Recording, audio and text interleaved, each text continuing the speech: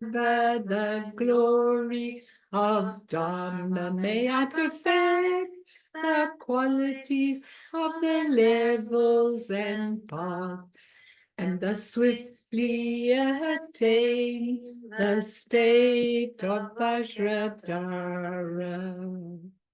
Okay, let's go to the four immeasurables. Yeah, just go down. You had it there. I saw. Hello, Eckhart. It's good to see you. Hi, Nick. You had it. Otherwise, we'll just do it without. Everybody should know. It was right there underneath. Okay. Let's do this very important prayer, especially for all the lands at the moment on this earth plane. May all beings have happiness and create the causes of happiness. May they all be free from suffering and creating the causes of suffering. May they find that noble happiness which can never be tainted by suffering. May they attain universal impartial compassion, free of worldly bias towards friends and enemies. Semchen damje dewatang dewe jutang den pa jutik Dungal tang, dungal chichu tang tra waju chik, dungal mepe dewa tampa tang mindra waju chik, nearing chak tang ni tandra we, tang num chimpo lane pa chik. So, those lovely Guru Rinpoche prayers, they are so important. I cannot even begin to tell you that that's the mandala that is important. That's the mandala that's given us, I mean, all of these beautiful teachings on death and dying. It's so important that we have them. And what I want to say, so I've called it again, Learning About Death with Total Heart, because Bernice and Edith are trying to now make all the videos, all the YouTubes under one name if they come, you know, part one, part two, so that people can easily get to them. And I'm very happy about that, because August, I'm going to probably take off most of the month in August. I'll be overseas as well. So, you know, there'll be lots that you can go back over. But it's very important, if you've missed the previous 3 sessions, that you go back and listen to them. Why? Because I'm trying to make dying part of our living so we can truly relate to it in here rather than out there. That's why I've spent so much time in the last 3 sessions really giving you the heart feeling of it, so that you get a feeling of when you die can be tomorrow morning, that you're really ready.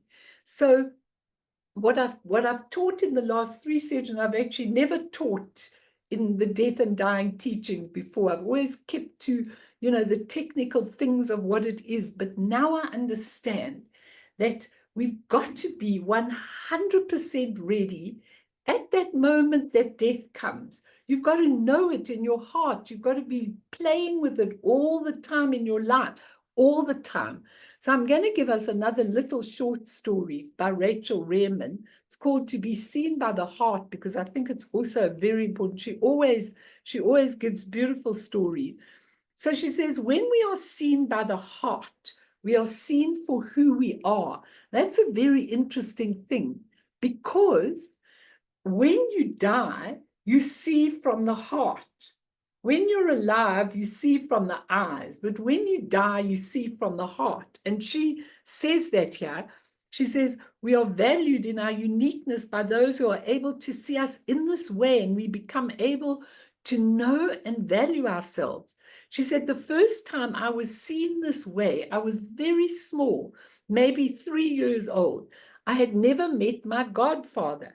He lived in another city, and when it was clear he was dying, I was taken to his home so that he could see me for the first time.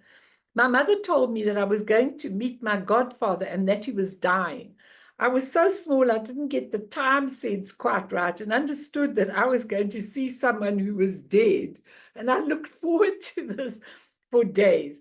I remember the details of this meeting very clearly, and she was only 3, especially my godfather's bed. It was very high, higher than I could see, and made of dark carved wood.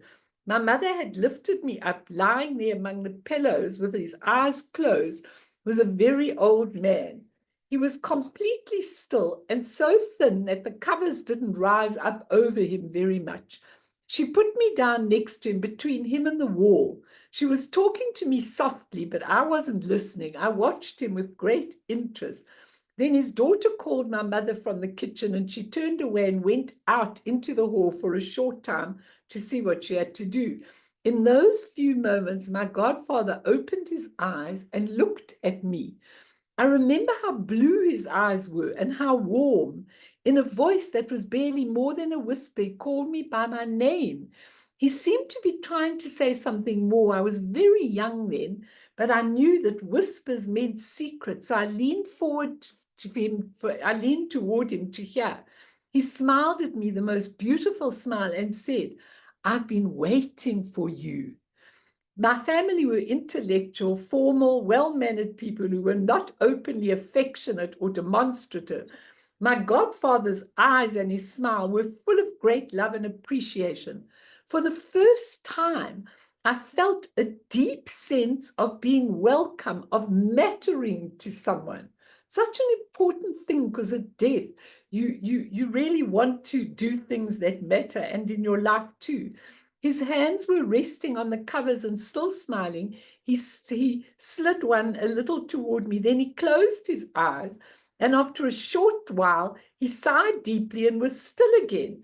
I continued to sit there, remembering his smile, until my mother came back. She looked closely at my godfather and then snatched me up from the bed and ran with me from the room. My godfather had died. My parents were deeply distressed about my being alone with my godfather when he died. It was the 40s, and they consulted a child psychologist to help me over the trauma of this. Meanwhile, it was one of her best experiences of her life, you know. Yet my own experience had been quite different. It was many years before I could tell my parents what had really happened and how important it had been for all her work and everything. He had truly recognized her, and she had truly recognized him. He showed her something far beyond what she'd been shown in life, and she never forgot us. Death allows us to go much further than concepts. So when Zongsa talks a lot about and Namtukten about the ability to actually see, feel with your normal senses is gone, and now you see, feel, smell, and everything with your heart, with your real being, nakedly. And because it's so different, it's scary. But the point of the matter is, I mean, there she was, she had this beautiful experience, and her parents ran her away and got her to a child psychologist for the trauma, and she didn't think it was traumatic at all. It just shows you how our earthly life is compared to how our real selves are. And it's really important. And I think we have to keep asking the question, maybe every day. We have to say, what am I really doing here in a physical body on earth, having yet another birth? What's my true purpose? There are many sub-questions to this question, like, oh, I know I came to sort out a damaged relationship with my parents. I know I came to give my scientific contribution to science. I came to help neglected children. I came to learn to speak up for myself, to get over my introversion. I came to be a leader in my country. I came for whatever reason, etc., and on and on and on. But the true purpose of all these temporary missions and identities is what we come to fulfill are to acquire the two things, merit and wisdom. The more merit we accumulate, and we can't accumulate, if you're thinking, I'm going to give this beggar a coin because I'm accumulating merit, forget about it, because that's not merit. Merit is when you really do things from the heart. You acquire the merit to be exposed to wonderful teachings, to be exposed to whatever you've got. I mean, all of you have very good merit to be exposed to Guru Rinpoche's teachings and to all of these that Choku Lingpa wrote down, that all of them wrote down, Yeshit Tsogil and everything. So We have to acquire merit and wisdom. Why? Because we have to know from that our awakened nature. What's our awakened nature? It's the essence, which is called primordial purity. I told you that's when the child goes to the mother, and its expression is called spontaneous presence. Primordial purity and spontaneous presence, those two are so important. Once we know the awakened nature, then we can free ourselves completely from birth, death, rebirth, and not be attached at all to the identity of me or myself or anything. And that's when we get enlightened. Then from liberation into primordial consciousness, we are free after that to emanate anywhere we wish to, anywhere we wish to. We can emanate and serve all beings, but we aren't bound by this physical body or any physical limitations like sickness, old age, death, or birth. Now, a beautiful example of this, I'm not going to do too much because we're going to do the practice of the death today, but a beautiful example of this is Mandarava's life. Now, what I did was, Yeshe Tsogyal asked Guru Rinpoche, please would you tell us about Mandarava's life? And he said he was very joyous about being asked that question. So he said, if at dawn you kneel and you pray, I will give you her life story. Anyway, I've just got to read that, and then it gets photocopied and into my prayer book straight away. And I say Mandarava's prayer almost, every other day. I say one of Yeshe Tsogyal that I got and one of Mandarava that I got. Because why? Because I've told them that I'm going for an apprenticeship to them when I finish this life. Okay, I'm going under them. But if you read about Mandarava, I can get the prayer very quickly if you want, but I don't think I'll waste more time. But if you read about what Mandarava did, so what she did was she stayed in one place, emanated wherever she was needed. In one of the verses that I read, it says she saw 1,000,000 beings attain the rainbow body. And sometimes she went with Guru Rinpoche, and sometimes she went with Chakra Samvara, and sometimes she went with it. And then she'd teach a whole nation in one little shot, okay? And they'd all be enlightened. Or she'd go into a place and she'd subdue all the darkness. And I've been saying, can't you go with Guru Rinpoche I give a few examples where I think she should go, like she needs my advice to go to places, But I say, can't you just go in, subdue the darkness, we'll call for the light and everything and just do it. But it's amazing. Same with Guru Rinpoche. I find it so fascinating that he sends emanations now of compassion into Tibet, everywhere in the world. You might be walking along the street, you might have that fabulous connection, and you might meet him. He might be in the form of a beggar. He might even be in the form of an insect or a snake or something like that. But you will encounter him once your heart is in that mandala. You really, really will. And that's what we want to do. We do not want to be any more limited by the birth of a physical body, which we've got to do all the physical things, waste our time, and then we really, really, really can't go and liberate thousands of people. Like I often think, why can't I liberate thousands or millions of people? That's what I'd like to do. But we don't have the ability because we're in this physical limited body that's getting old and wrinkled and terrible. So it's a beautiful thing to think of how Guru Rinpoche, and I'm sorry this guy isn't here, but he asked me last week, but Melanie, tell me, if you're looking at Guru Rinpoche, do you look outwards to Guru Rinpoche or do you look inwards? I don't understand. How can you look inwards and outwards at the same time? So I said, it's a very interesting thing because depending on how awakened your mind is, okay, if you're living in a dualistic world where you're struggling, you really do need that duality, that picture of Guru Rinpoche, that I can think of him and I can ask him to help me. We trained and conditioned like that. But eventually the idea is there's nothing external. And I want to start with the bardo of dying, the practices, and then I want to move to the bardo of Dharmata. And when you come to the bardo of Dharmata, there is everything external, which is really internal, but in the death, you see it in front of you, not inside you. But if you've been trained, you know that you're seeing, all the Buddha families and everything, is inside you, not outside of you. So basically, it doesn't really matter. As James Lowe said, if you need a dad, call on Guru Rinpoche. If you want to really do something for people, call on Guru Rinpoche inside you. He really is inside you. That's what it said in that copper-colored mountain teaching. But it's very difficult to understand that from where we are. And Anam Thupten, I said this definition to you, but I'm coming back to it.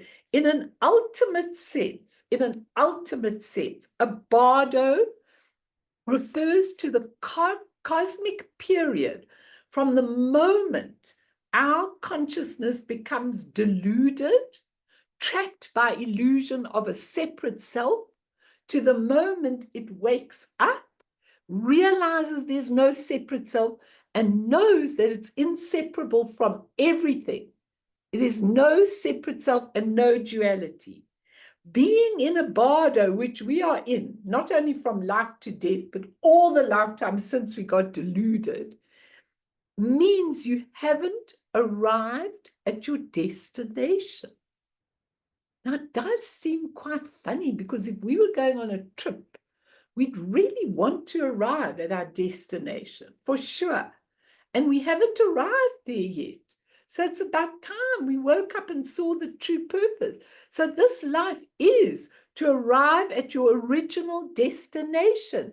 That's its purpose. And having a human life is precious, because it's the optimum opportunity, the optimum open portal to unity with your true nature, to arrive at the destination.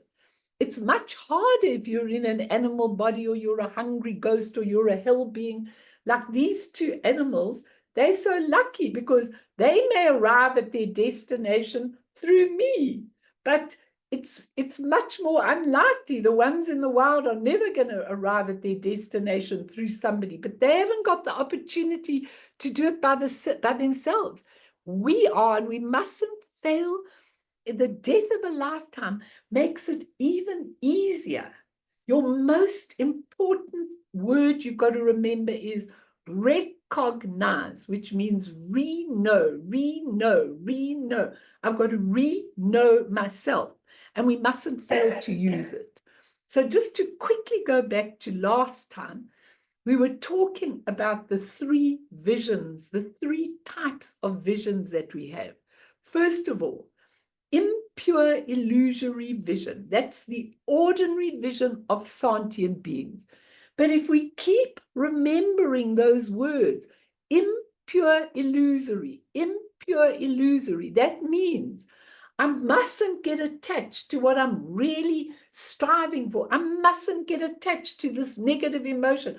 I mustn't get attached to what this person has done to me, because it's all impure illusory vision. Everything of sentient beings. The second one we spoke about was pure illusory. Still the word illusory.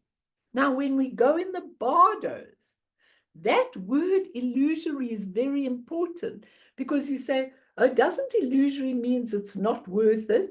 No, if it's pure illusory vision, it means it comes out purely.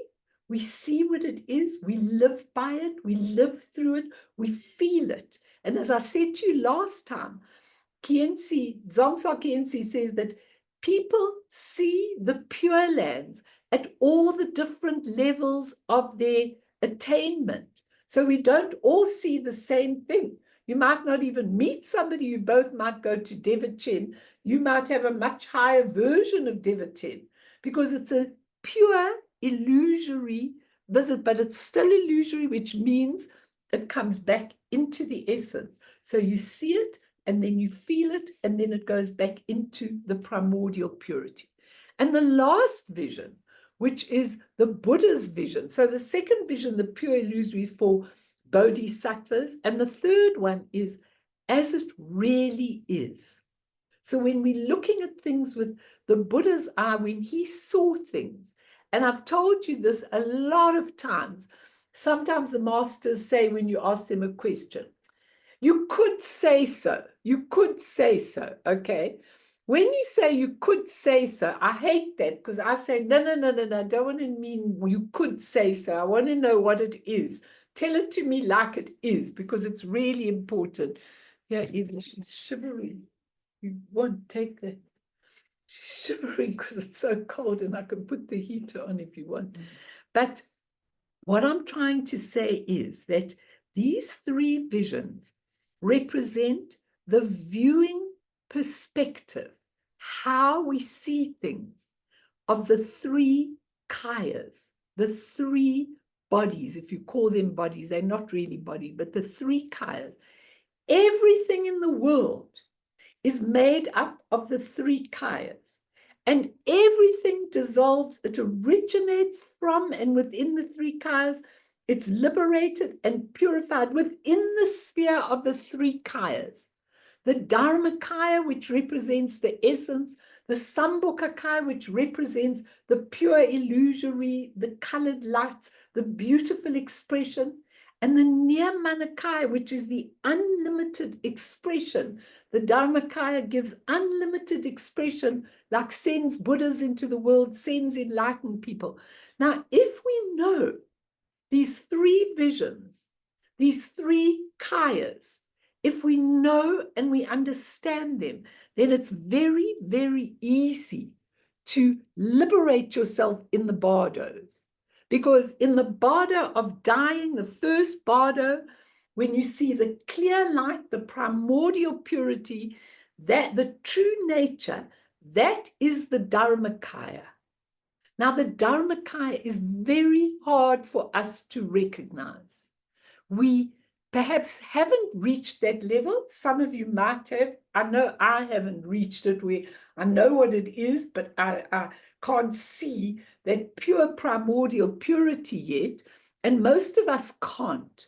So most of us might fail in the bardo of dying to actually experience the primordial purity and just go towards it. However, the good news is that when it goes on to the next bardo, the bardo of Dharmata, that is the expression of the primordial purity. Now, Karen, you were saying your training's been to recognize the primordial purity, and maybe you can. My training was in the spontaneous presence, looking at the pure expression of what the Dharmakaya, the Sambhogakaya level, that's been my training. And so when you come to that bardo, which we're going to talk about soon, when you come to that bardo, if you can recognize the expression, this that I'm seeing, I mustn't be scared. It's loud, it's bright, it's absolutely almost overwhelming to me because I'm seeing it through naked eyes.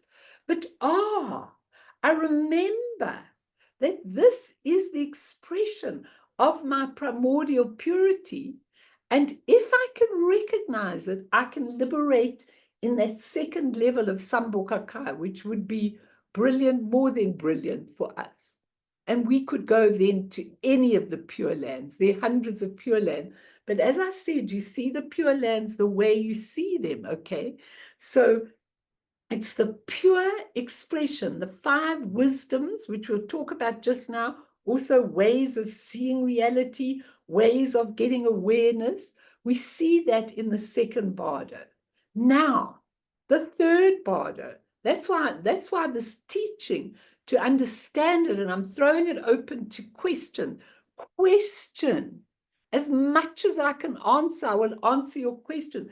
Because the third bardo, which is the karmic bardo of becoming, I've now like taken to that term because I never heard it called the karmic bardo of becoming, but it's called the karmic bardo, is where you start seeing the impure illusory visions, the third type of visions, that sentient being. So right there, you see your relative karma. You've passed those other two bardos, Dharmakaya, Sambhukakaya, and your hope in that third bardo is to be able to be released in the near Manakaya, the pure expression from the pure illusory vision. And if you can't like start calling to where you need, we'll talk about this in detail very soon, in today or next week.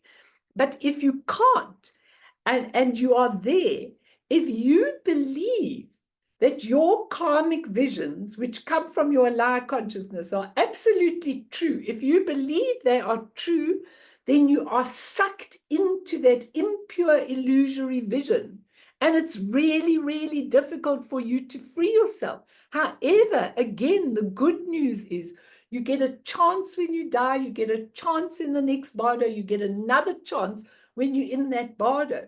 Because if by any chance, when you see all your karma, because it's all from inside your higher consciousness, but now you see it outside, if you don't believe that and you say, you know what, I know this is my impure illusory vision, the way I saw it when I was on earth. If you don't get scared and attached and think, look how bad I was, look how good I was, whatever you find there, if you don't get attached to it, you still have the chance to call out. You have much more power there than you do in a physical body. So you still have the chance to call out to Amitabha, who's made it possible for us to come, or Guru Rinpoche, or any of the beings that you happen to relate to. You've still got a chance, and you could still have the release into the near Manakaya. And you can go to a near Manakaya pure land from there, sometimes even to Devachen. But what I've realized from really studying this is probably if you didn't recognize in that second bardo, you'd probably go to a certain level of Devachen, which equates with the near Manakaya. But like Guru Rinpoche's pure land of the copper-colored mountain that I've taught you is on the near Manakaya level. So for sure you can get there in the third bardo. Now, what I want to do today is I want us to go in and out of meditation. I want to start at the beginning, but I'm not going to give you the whole meditation that I gave you with Zongsa. I'm going to give you just how the elements dissolve. Then I want us to do a full-on meditation on how the inner elements dissolve. So you practice it. So then you've got it on the YouTube. You can listen to it again and you can practice and practice. And then I want to go on the bardo of Dhammata, because that's very, very important that we go there. So let me open it up. Please ask your questions, your comments, anything you don't understand, please do, because this is so important. It's more important than me giving you all the technical teaching. I'd much rather that you understand this, because my understanding of it is so much deeper than when I started out. You know, I mean, I was relaying stuff out of the beautiful, what the masters had given us. I didn't really understand it properly, but now I'm beginning to understand it. So anybody, do you want to burn? Jade, did you want to ask? And I like to see you, Jade. Do you want to ask anything? Anyone? Ask, and don't be shy to ask. This is the best time to ask, even if there's something you haven't understood at all about the three visions, the three kayas, the going back in the body. It's so brilliantly worked out. You don't understand, because please, Edie. It's So the three bardos you talk about, and I'll Yes. get the names eventually, don't worry. I Don't, will. But okay. if you look at if you these are after we've ceased our physical body. But Right. it seems to be that the same thing is reflected in our lives that we live. Do you understand? Am I Yes. seeing it? Yes. So we 100%. actually go through the bardos on earth, if you know what I mean. While we're All, in our physical, it's all like the a reflection. Okay. All right. 100, yeah. Okay. What you're saying is 100% true, because Mm. this life is a mirror all the time. So Yes. how we train the mind, if we don't train the mind, how can we possibly, when we've had absolute thousands of incarnation with this physical human mind, and we don't understand half of it, or we go to a religion, the religion says do this, do that, do the other, and then whenever I go to a Jewish funeral, they go, so and so has gone back to their people. Well, that's quite a truism, but Mm. except which people? Gone back to his people. So now husband and wife will be reunited, and children and grandparents and everybody like that.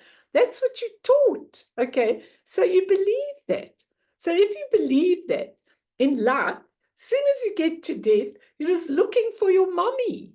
You know that wonderful expression that people say, what if you go into the bardos and you call, Mommy? And what if 3,000 mummies from all your incarnations come here?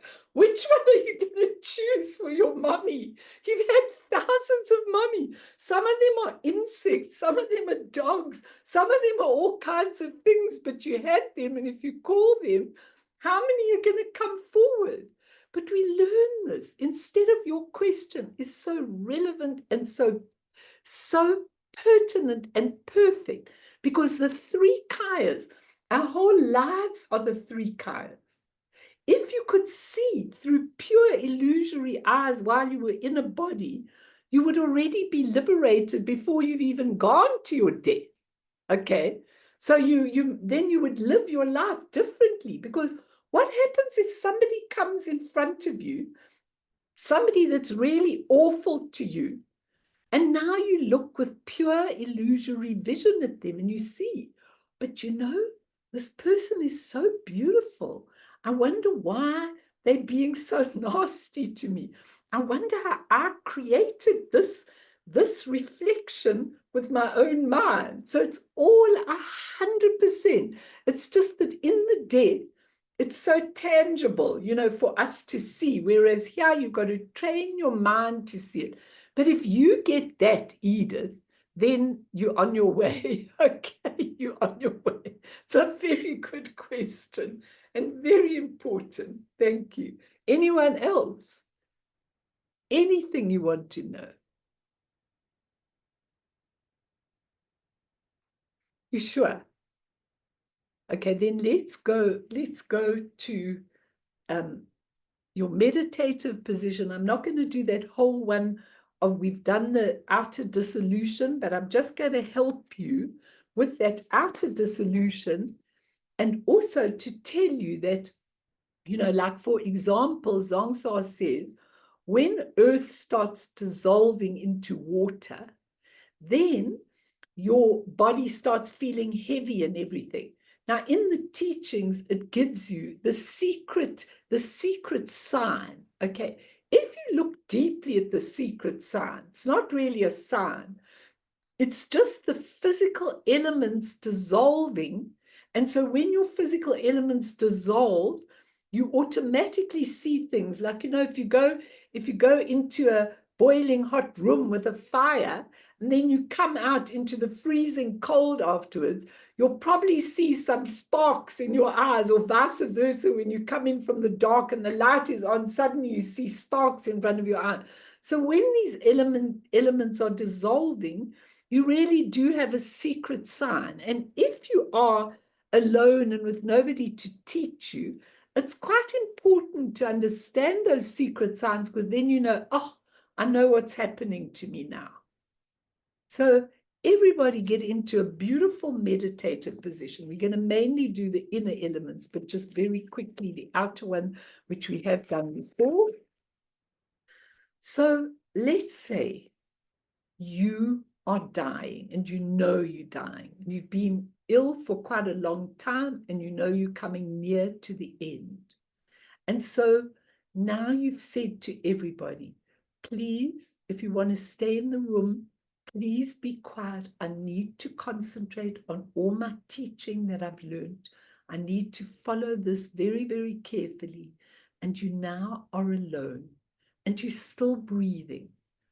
But the outer breath is easier than the inner breath. So you're taking your inner breath in. And as you're taking it in, you're actually saying, I'm taking in the whole of Dharmata, the space, the blueness, the pure energy. I'm taking it all in as much as I can. And you're breathing out, you're letting go of everything. You know that you've finished all your unfinished business. You've said goodbye to everybody.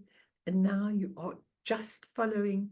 You know, they think you're unconscious, but you're totally conscious, okay? So when earth dissolves into water, there's no energy in your body. So as soon as you feel no energy, you know that earth is dissolving into water, okay? The body cannot be supported. You've got no energy. It feels so heavy. Everything's starting to dissolve, falling apart, almost like an earthquake, which is really very difficult for us because you feel like you've got no more energy. You've got no more anything. You're just dissolving. Everything is. And if you are aware, you might find that there's a yellow appearance around you, and the secret sign is a shimmering mirage because the solidity is dissolving. So around you is a shimmering mirage. And when you do that, you know that the earth element is dissolving. And Jigme Lingpa says that the earth element dissolves into itself, which is very interesting because most of the teachings say the earth dissolves into water. He says it dissolves into itself, which actually makes a lot of sense to me, but see it as you want. Then the water element starts dissolving. So now you haven't got much energy. You're either propped up with a cushion behind you, if at all possible. You've seen the shimmering mirage as the solidity dissolves. You're not afraid because you know you're going into death. Then the water dissolves into fire. And now you've got no control over your bodily fluids, but you dry, absolutely dry because the water element is dissolving. You feel clogged. You feel thirsty. You feel almost like you're drowning. You're thirsty, but you know that is when the water element is dissolving. So you're not afraid. You know that you feel clogged up and you're not afraid, okay? And then the appearance is like wisps of smoke because everything's drying out in your body. That water element, which occupies a large part of your body, is now drying up.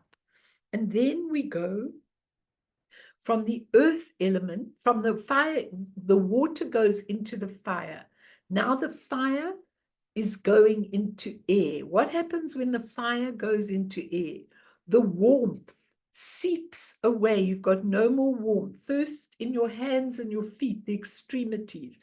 You can't really perceive things. You're losing the ability to see things around you.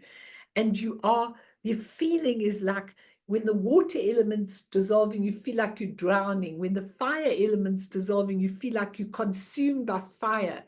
But the fire is going out and it's a red appearance and there are sparks like firefly because you are drying out and now the fire is drying out in you.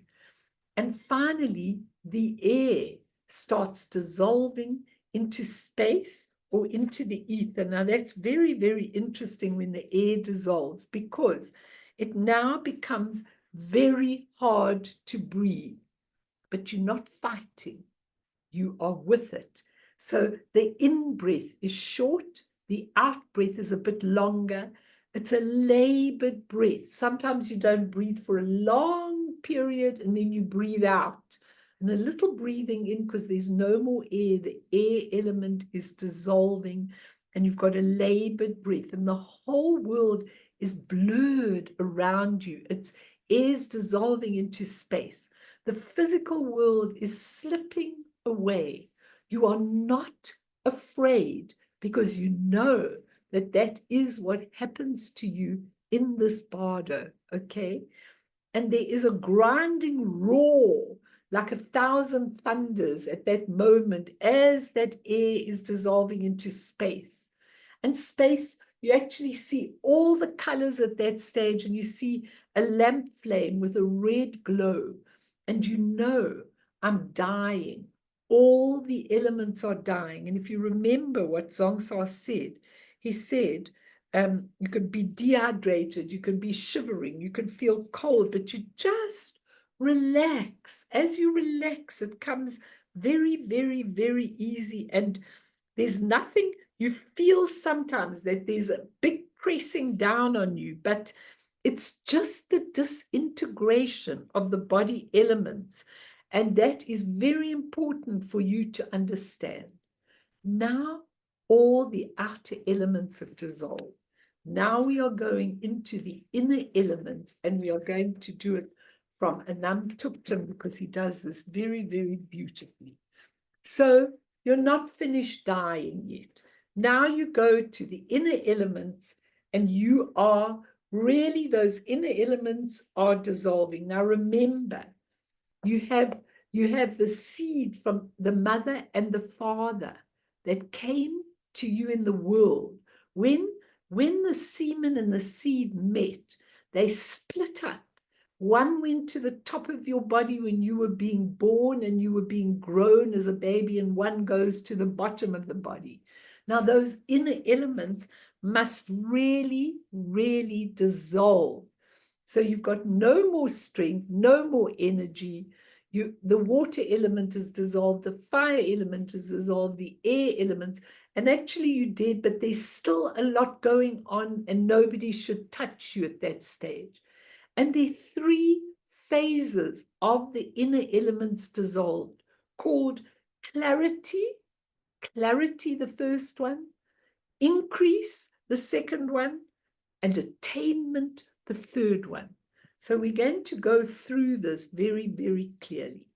According to the Tantric tradition, after the dissolution of the outer elements, which we've just finished, the white element or semen that you attain from your father in this lifetime descends downward from the top of the head, and as an outward sign you perceive whiteness similar to moonlight illuminating a clear sky. The inward sign of this is that you experience clarity in your consciousness. Clarity. Your consciousness is clear as anything. And what is so beautiful when the inner elements dissolve, it's as though the universe says, we're going to take away all your negative poisons for this little period while the inner elements are dissolving, so that you can see the truth. So the 33 thoughts associated with hatred, so all your angers, all your grudges, all your sulkings, all your everything, all cease as the white sign, the white element or semen from your father goes down. There's a beautiful clear white thing. It's called clarity. There's not a drop of anger or hostility in your body, and it's called nangwa, clarity. Clarity, clarity. Remember what we are aiming for, so that you can see very clearly. Then the red element of blood that you obtained from your mother in this lifetime moves upward from the region of the navel. It's in the navel area, and it moves upwards towards the heart to meet with the Father, okay? As an outward sign, you perceive redness similar to a light, like a glowing sun in the clear sky. The inner sign that you find is bliss. You experience bliss in your consciousness, and the 40 thoughts associated with desire and attachment cease at that moment when the mother's element comes up to the heart. You don't feel any desire, you feel no attachment, you feel no passions. They're all gone as it comes up. And that is called chepa, which is increase. So the first one's called clarity, the red from the mother coming into the heart. The one from the navel, sorry, the white one coming into your heart. The second one from the navel is the mother's seed coming up from the navel chakra into your heart, called increase. So now you've got the maximum increase. Then the red and the white elements come together in your heart, and the consciousness enters in between them. Your consciousness is inside that red and white elements. The outward sign is that of a clear sky pervaded by darkness. So you know when it's a beautiful day and the sky is blue, and then it starts getting dark as night is coming. So that clear sky is pervaded by darkness at that moment that the two meet in your heart. And the inner sign is there's no more thought in your consciousness. Thought has entirely vanished. So there's no more aggression, there's no more passion, and there's no more delusion or ignorance. They're all gone, as though the universe were giving you an opportunity to see the truth about yourself. And the inner sign, so there's no thought. At this point, there is an experience of fainting, like blacking out. So the dark comes first, like blacking out. This is called nye to in Tibetan, which means attainment. Attainment, the word we've wanted all our lives to attain. It's called attainment. And at that time, all the thoughts associated with ignorance cease. Now, it's very important that you actually understand this, because now the white from the father, the red from the mother have met in the heart. All the emotions are gone, the negative emotions. The third thing is called attainment, and there is a certain darkness. Now, this is the most important part. You might faint and feel like you lost consciousness in the dark, okay? But then you come back to your consciousness. The sacred text can only give an analogy or simile for your experience in that moment. So you can't take these analogies literally. They say your experience is like witnessing vast space or the sky during a clear day of autumn, which has no conditions, no clouds, no sunlight, and not even moonlight. It is totally clear, a pristine, vast, clear sky without any veils or any obscuration, not even a speck of dust. You experience it as freedom from everything, freedom from everything, freedom from the ego, freedom from the past, like just freedom from the future. It's total transcendence. It is not a trance-like state of consciousness. Instead, the very primordial ground of who you are is revealed by itself in that moment, because nothing is veiling it. It is as if the universe presents everyone with a chance to remember who they are, see their true nature, their original face. This is what is called in Tantric Buddhism the clear light of the primordial ground. Z or Zel, the unborn Dharmakaya awareness. Almost every sentient being, even insects and of course yogis, will have a chance to experience what is happening in that moment, that state of consciousness. In the grand scheme of all things in the universe, there is a lot of good luck, and this is one example. Doesn't matter whether someone's been a meditator or not. Everyone has the chance to experience that which pervades all beings, or Buddha nature, to use a Buddhist term. The reason this can occur is because all the conditioned states of mind, all the thoughts and experiences associated with hatred, desire, and ignorance have dissolved into the alaya. Not only that, the alaya also dissolves for a while. In that moment, as a miraculous phenomena, everything that obscures your true nature, your primordial nature of mind, is gone.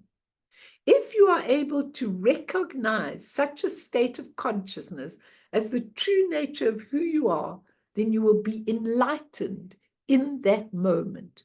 That would be the end of sorrow, the end of suffering. This is considered the most important part of the bardo. The bardo teachings say, if you are a meditator in this life, and if you already had an experience of awakening or realized the nature of mind, then it is easy for you to recognize it at this time. Oh, this is who I am. This is the nature of my mind. This is really who I am. With that recognition, liberation happens.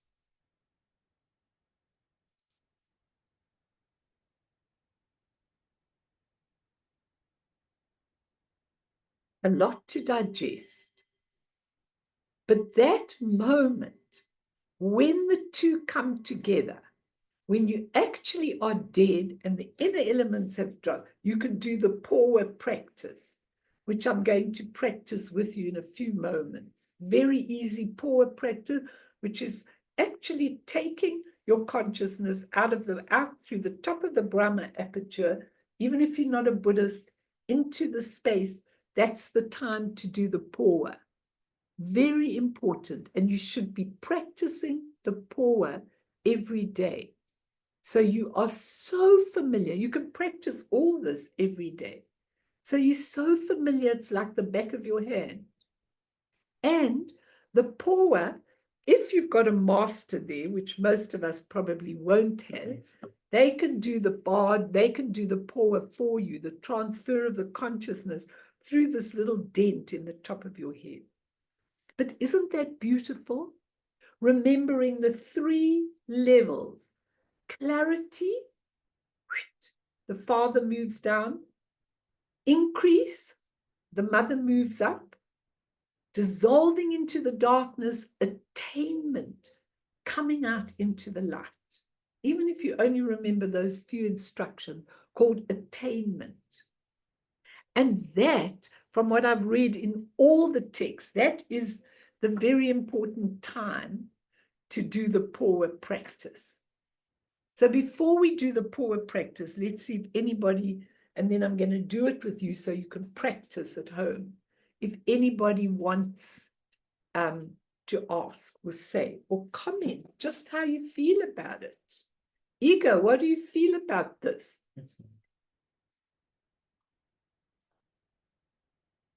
Because I'm on I think I'm on a journey that actually I'm just seeing myself from a different perspective. Hey.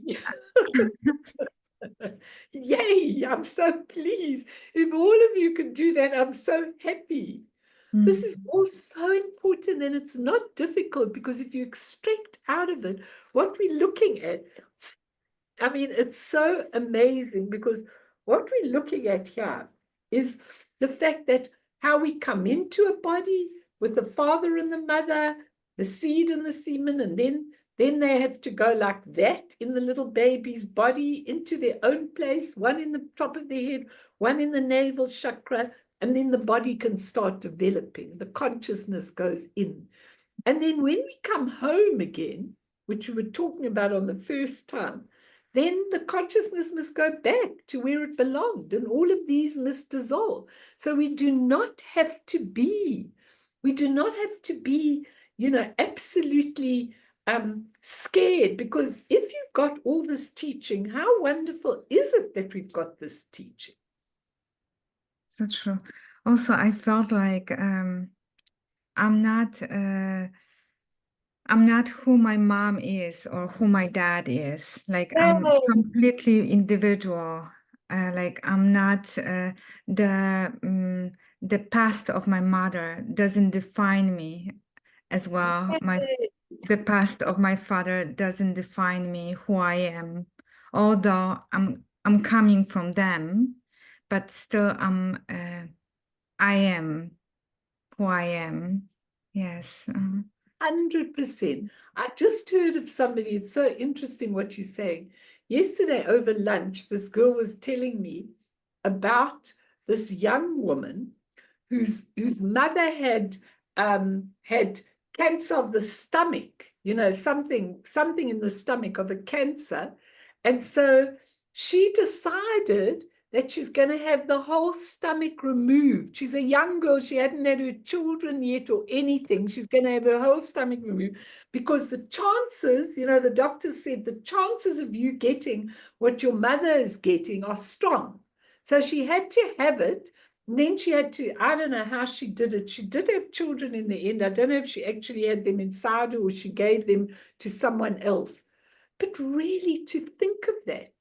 If your mother had depression, if your mother was fanatical, if your mother, those are the potentials, nothing more than the potentials. You are a product physically of them, psychosocially, physically of them, but you're only a product because of your own imprint, not because this is how it's going to be for you.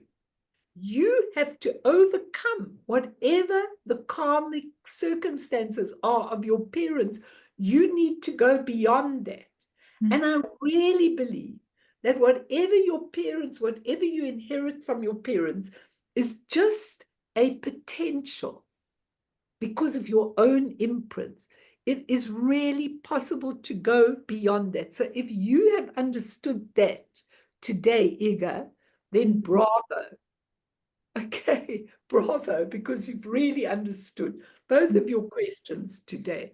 So that's brilliant. And that means you can do what you need to do with your life. Okay? Anyone else have any experience? Kim, how were you during that? Nicola, all of you.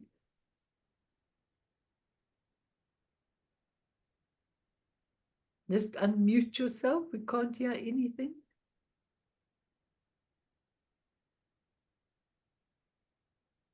We still can't hear you, Kimmy. Okay, come Sorry, back. man. Can you hear me now?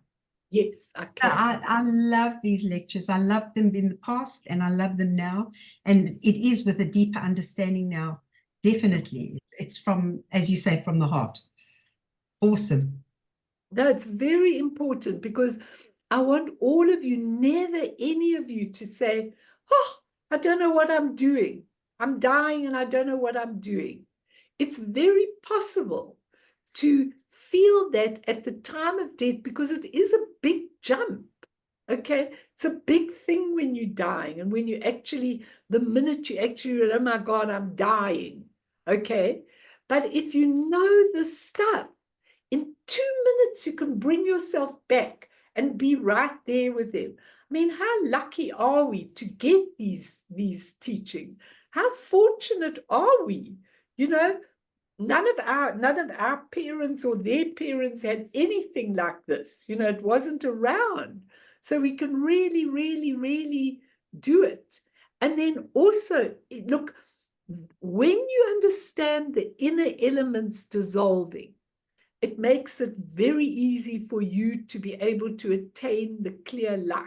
However, a lot of us might be a little bit upside down at the time of when we're going to go. Okay, we might be a little bit, oh, it's actually happening now. I've forgotten everything. Melanie, where are you? Come and talk to me. If I'm on that side, I'll definitely come and help you from there. But you know what? If you know it, it's amazing. And if you remember that the POWA, P-H-O-W-A, the POWA practice, you can do even without any of this stuff.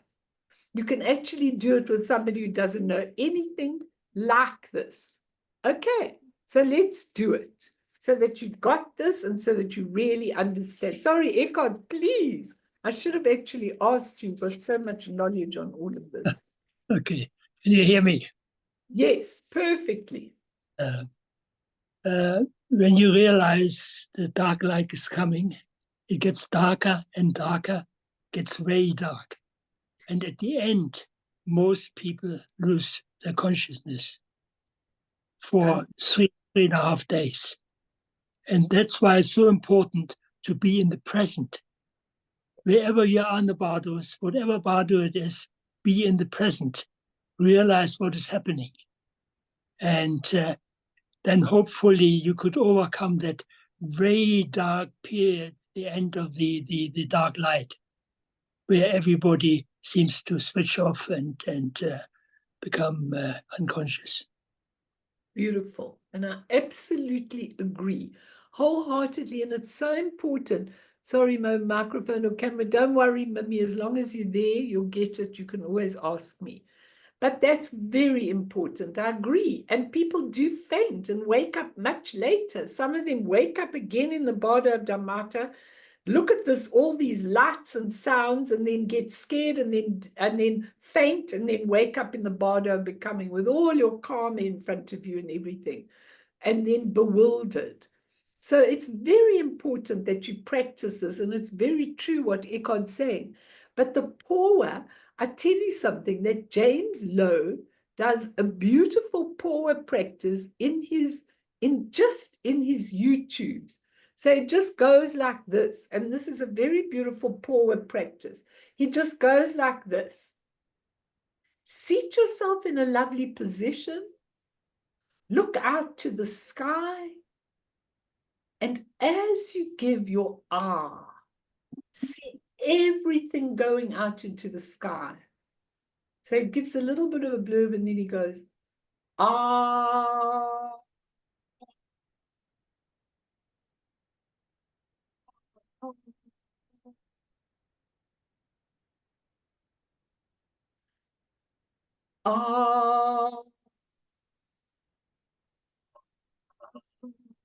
Because is the creative force. And then he goes a third time.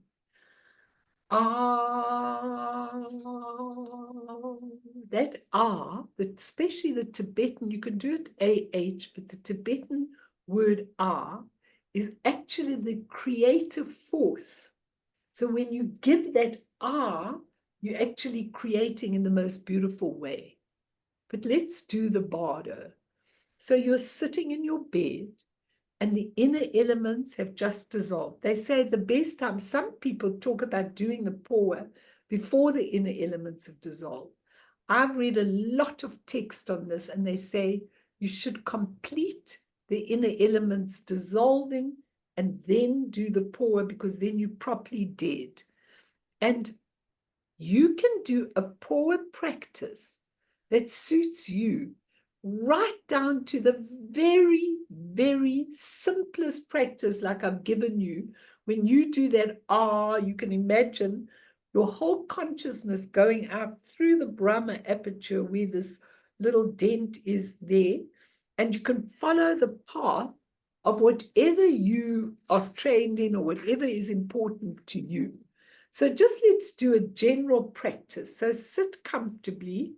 If you're propped up with cushions, that's very good. And if you are, when you practice, you can start with the breathing in and out as you practice. If you're dead and you're there, but you're aware. If you're aware and you haven't fainted completely, then you can do the practice. You can't use the breath as a focus, but you can just be there. When you're practicing, you can use the breath and relax completely. If you're with somebody, you can relax them and say, I want you to relax everything. Well, if you did, you are going to be relaxed anyway.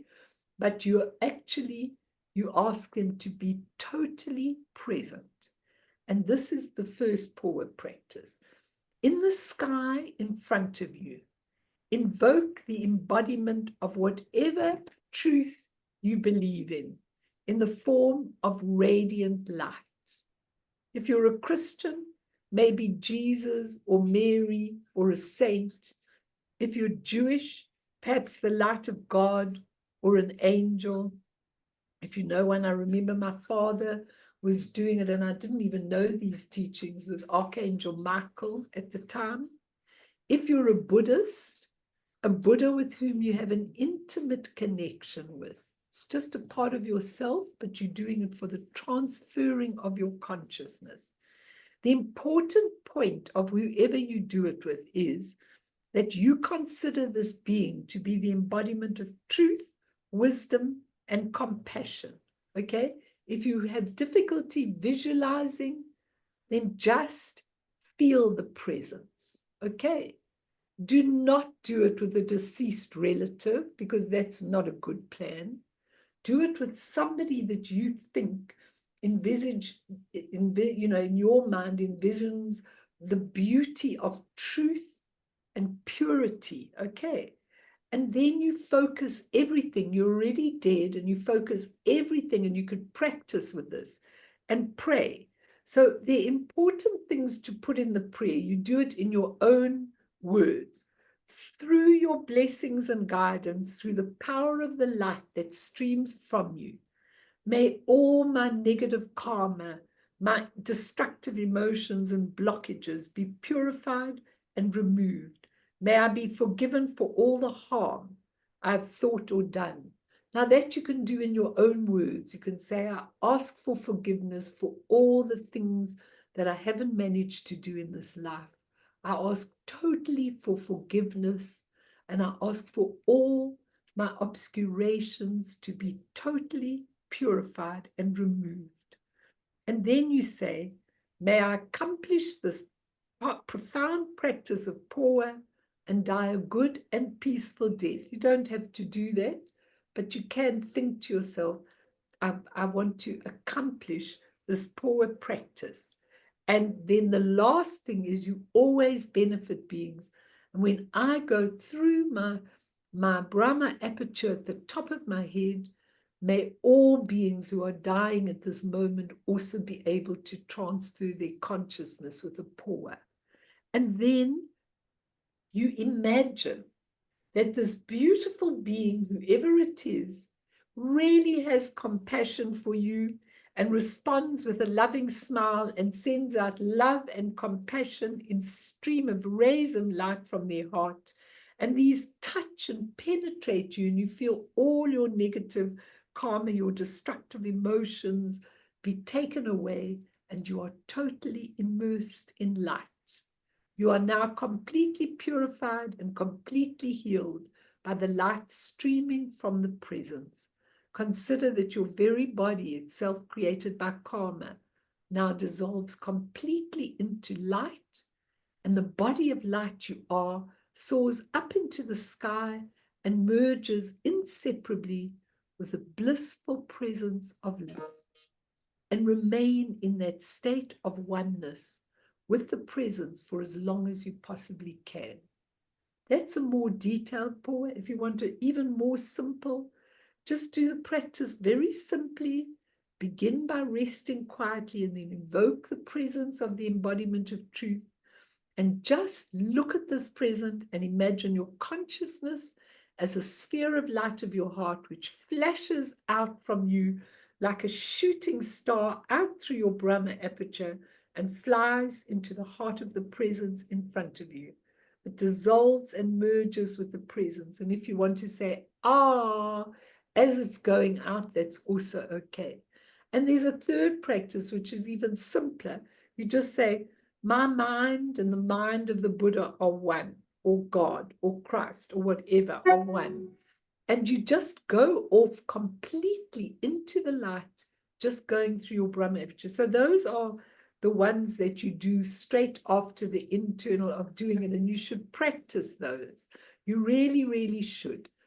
If you are an ardent Buddhist, okay, you really do a lot of Buddhist practices, and you really feel that Amitabha, he's made his promise that we can go to Devachan, the Pure Land, his Pure Land. His promise is that we can get there even if we have negative karma, not too much. If we've killed somebody, then we wouldn't be able to get there. But if we've just got the normal negative karma, he's made a promise that we can get there. And you do exactly the same, but the difference is you visualize yourself as Chenrezig. If you have a relationship with Chenrezig, that's great. You're not solid, but more rainbow form in the center of your heart on a lotus and moon. Visualize a pearly white Hri, vibrant with light. You can Google the Hri so that you're very familiar with it. And it's really with white. That's what the Hri looks like. Okay, it's just a Tibetan letter. And you actually take that Hri in your heart, okay? And this Hri is it's also the seed syllable of Amitabha. You don't have to do this, but if you want to, you could be singing your song of Devachan if you know it off by heart.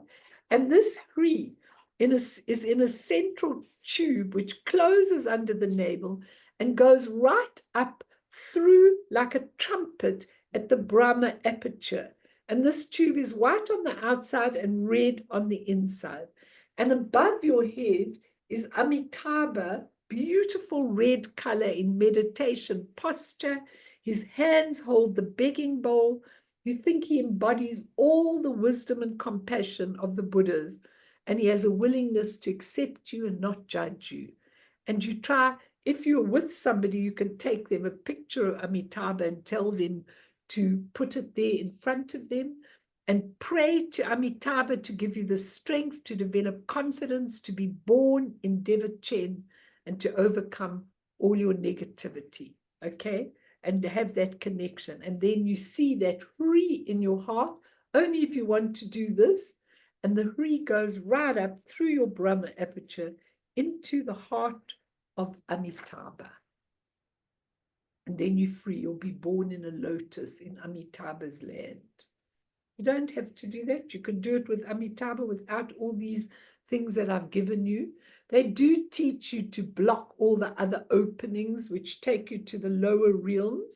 But we'll talk about that when we do the bardo of Dhammata and how the other realms lure you in a lot. But that's enough for the poor.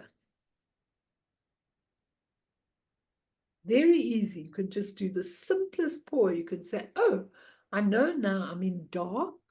Now I want to go out into the light and I want to eject my consciousness through the Brahma aperture into whatever I see as a form of beauty and high wisdom. And that's the end of it. Now, if you practice that, you know, when you do the chirp practice, which I did for a very, very long time, you actually do that forward practice in the practice of chirp. You evict yourself up, then you watch Vajrayogini putting up your body that you left. You're sitting up there. You've already gone into Devachan. The Dalai Lama is smiling at me. And then you see your whole body cut up. And then you see them putting it into nectar and you feed that to all the demons that are around you. It's a beautiful practice. And I always used to go, you can go pe, or you can go pe, and see that that consciousness goes out of the top, not out of any of the other openings anywhere else. But these you can all do very, very easily, very simply, very, very everything. So we can't even get to the bardo of Dhammata today, but just tell me what you feel about the poor practice. Anyone? And we'll go on to, I'd much rather do these teachings slowly than rush them. Okay. I'll finish them before I go on leave in August, but I want to really do each one, because that bardo of Dhammata is very deep in my heart. Karen, do you want to say anything? You've always got something interesting to say. Let's hear from you, darling. No? Anyone? Go on.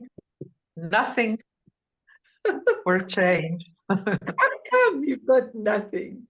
Do you practice power? Do you practice power? Yes. Well, for years already, I've been working on dying. So, yeah.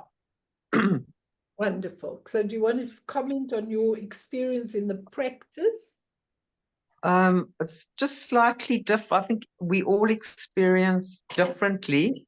So, I mean, with me, nothing really dissolves. I think we just use the word dissolves because there isn't another word. That's how I find.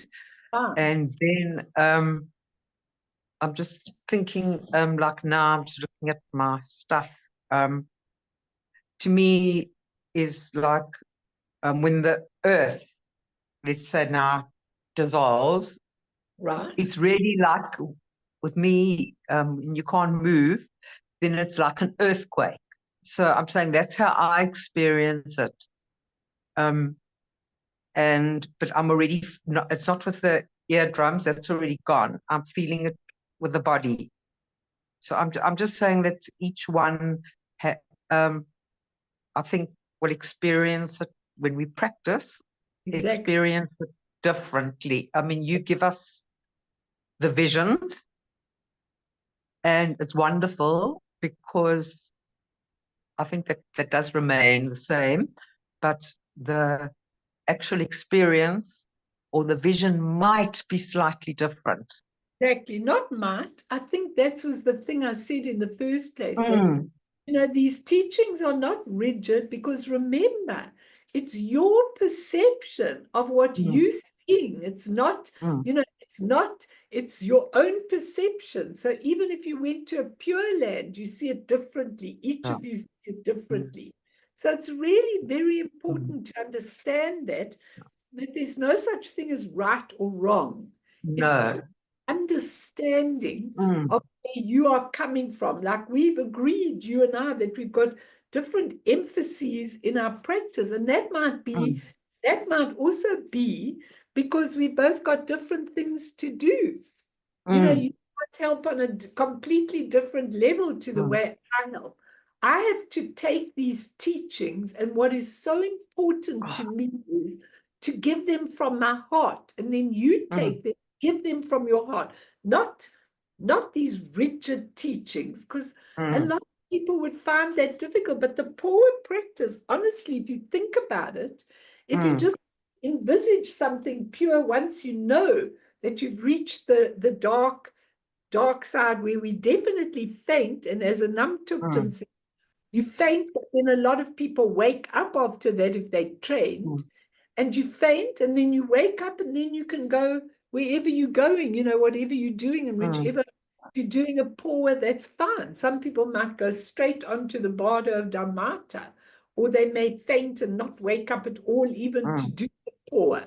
So we each do it in our different ways. But if you've got a good idea of what it means, I think that's so amazing, because then I think you can be creative in your own self and do it the way. That's it. Yeah, I think you can do it the way really feels good for you, and that's very important to me. Yeah. Thank you for that. That's very important, and I love what you do, because you do it in a particular way, and there are people in the groups or the people that watch it that can relate to what you're saying, and that's so good. That means people are not, absolutely set in what they're doing, so it's important. Anyone Okay. else? Everybody. Mm. Okay. Okay, because I really think that this is such important teaching. I think if we make a mess of our death, then it's really pitiful after all the time, that has been available and how much there is to study on it and how much I think it's the most beautiful thing we could ever do, And one of the most important things is that if you've got family around you when you die, that you make an excuse or whatever the case is, but you need to be alone. You really need to be alone. It's so important that we are alone, So, Betty, do you want to, Eckhart, did you want to say something? Yes, one short sentence. Try to become lucid. That also helps greatly. Yeah, but Because talk about what you people say. are actually lucid, others aren't. And if you're not, it takes a long, long time to become lucid in your dreams.